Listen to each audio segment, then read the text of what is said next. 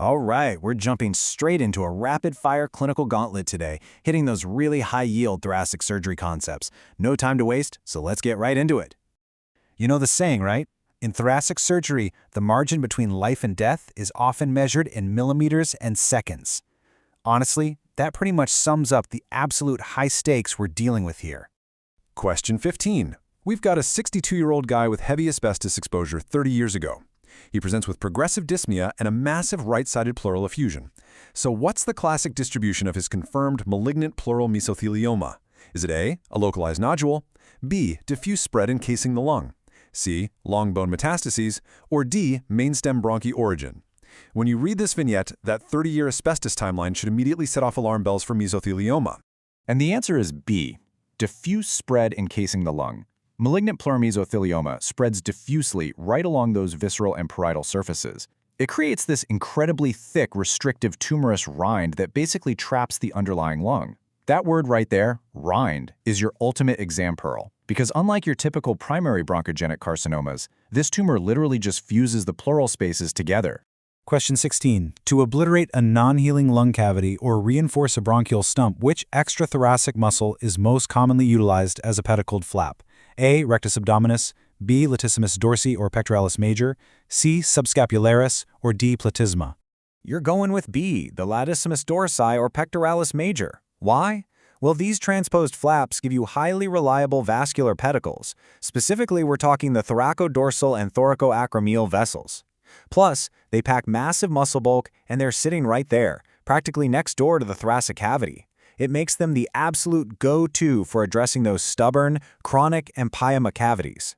Question 17 gives us an asymptomatic posterior mediastinal mass in a 24-year-old female. Are we looking at A, thymoma, B, neurogenic tumor, C, substernal goiter, or D, pericardial cyst? The logic here is ironclad. Any primary mass sitting back there in the posterior mediastinal compartment, specifically the paravertebral gutter, is definitively a neurogenic tumor. Think schwannomas or neurofibromas. On to question 18. Which preoperative PFT parameter is the absolutely strongest independent predictor of major respiratory complications and mortality after an anatomical lung resection? A. Total lung capacity, B. Predicted post-op FEV1 and DLCO, C. Tidal volume, or D. Peak expiratory flow rate? It's B. The predicted post-op FEV1 and DLCO. If that calculation drops below a strict 30 to 40% threshold, well, that patient's looking at an exceptionally high risk of postoperative respiratory failure, getting stuck on the vent, and honestly, mortality. You literally cannot proceed into the OR without running these numbers first. Question 19. You're doing a formal left pneumonectomy.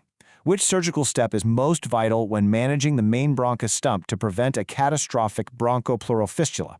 A. Leaving a long redundant stump, B. Short stump with a flap, C. Silk ties under tension, or D. Synthetic mesh?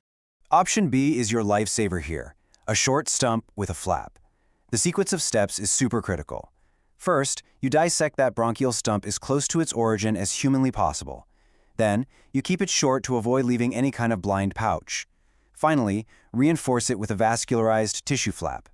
Avoiding that blind pouch is non-negotiable. If secretions pool in a redundant stump, bacterial necrosis is going to break it down, and bam, you've got a deadly fistula on your hands. Question 20. Imagine you're doing an exploratory trauma thoracotomy.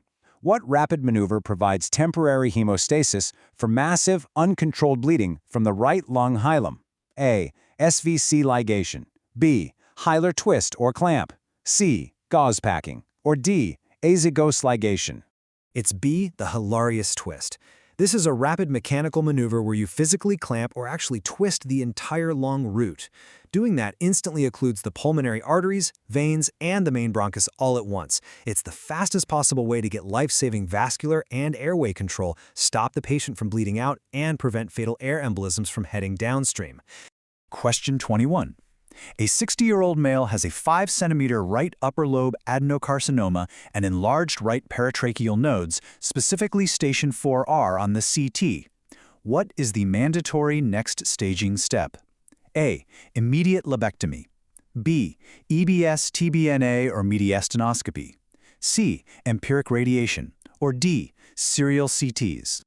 The answer is B. Listen, You can never just trust a CT scan on its own.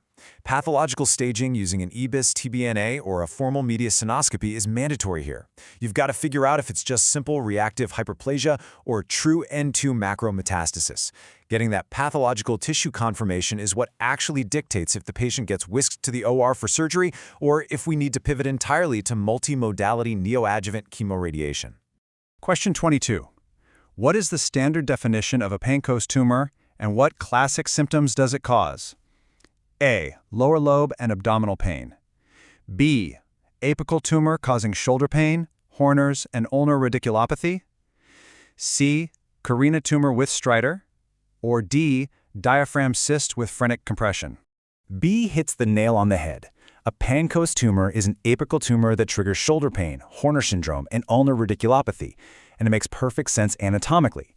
The tumor invades the apical chest wall and the brachial plexus, specifically nerve roots C8 to T2. That direct compression causes arm pain, or ulnar radiculopathy. Plus, it invades the stellate sympathetic ganglion, which directly leads to Horner syndrome, the classic ptosis, meiosis, and anhidrosis. Question 23. We've got a 35-year-old trauma patient with multiple rib fractures and left-sided pleural fluid. The catch? The fluid's hematocrit is 60% of his systemic blood hematocrit. Does this define A. Simple parapneumonic effusion, B. chylothorax, C. hemothorax, or D. fibrothorax? The answer is C. Hemothorax. If that pleural fluid hematocrit ratio hits or crosses the 50% mark compared to their systemic hematocrit, you've officially got a hemothorax on your hands. The move here is prompt chest tube drainage. And the whole reason you're moving fast is to prevent the lung from getting trapped later on, a nasty complication known as fibrothorax. Let's tackle questions 24 and 25 together. Question 24, what defines a massive hemothorax? Is it greater than 100 milliliters serous, greater than or equal to 1,500 milliliters, or greater than 200 milliliters per hour, a temp elevation, or a transient white blood cell drop? And question 25, a stab wound patient drains 800 milliliters immediately, then another 250 in the next hour. What's the next step? Discharge, urgent OR, serial x-rays, or high-pressure vent? For both, the key is the massive hemothorax threshold, greater than or equal to 1,500 milliliters right off the bat, or bleeding out more than 200 milliliters an hour. In that stab wound scenario, the initial 800 didn't hit the massive mark right away, but draining 250 in the second hour definitely crossed the 200 milliliter limit. Hitting either of those numbers points to a severe structural vascular injury, which means you're wheeling them straight to the urgent OR for an exploratory thoracotomy. Question 26. It's post-op day 3. Your patient develops a fever and a loculated pleural effusion. Thoracentesis shows cloudy fluid, a ton of neutrophils, and a pH of 6.9. Diagnosis and management. A. Chylothorax, treated with diet. B. Acute empyema, needing drainage and antibiotics. C. Pain syndrome managed with a block. Or D. Seroma that we just observe. Option B is the winner. This is an acute empyema.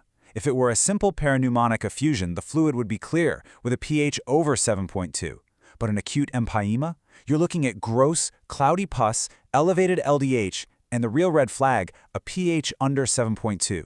Our patient's pH was a 6.9, so that mandates aggressive, immediate drainage along with systemic antibiotics so a restrictive peel doesn't organize inside their chest. Okay, last one. Question 27. A 55-year-old female presents with a recurrent malignant pleural effusion 10 months post-breast cancer treatment. What's the primary objective of management? A. Radical pneumonectomy. B. Palliation via pleurodesis or catheter. C. Corticosteroids. Or D. Twice-daily needle aspirations. B is the correct path here. Curative resection is completely off the table. We're in pure palliation mode. The goal is 100% about minimizing dyspnea and boosting her quality of life, using chemical pleurodesis or a tunneled catheter, which saves her from the misery of repeated needle aspirations. Honestly, as systemic cancer treatments keep rapidly evolving, it really makes you wonder, are we going to see a permanent shift away from aggressive surgical resection, leaning entirely into these incredibly effective, minimally invasive palliative techniques? Something to think about.